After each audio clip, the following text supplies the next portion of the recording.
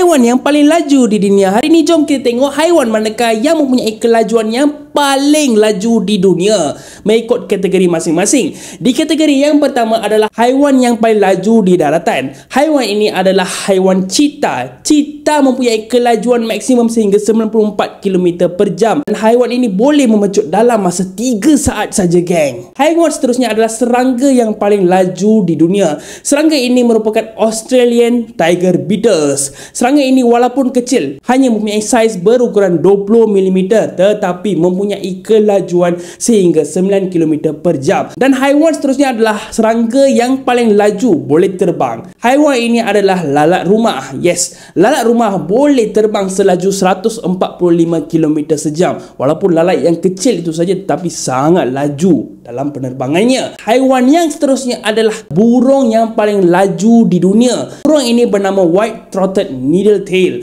dan burung ini mempunyai kelajuan selaju 170 km sejam semasa penerbangannya. Sangat laju, geng. Okey, jom kita pergi ke burung yang paling laju di daratan. Yes, ini adalah burung unta. Mesti korang dah teka, kan? Burung unta boleh bergerak selaju 70 km sejam.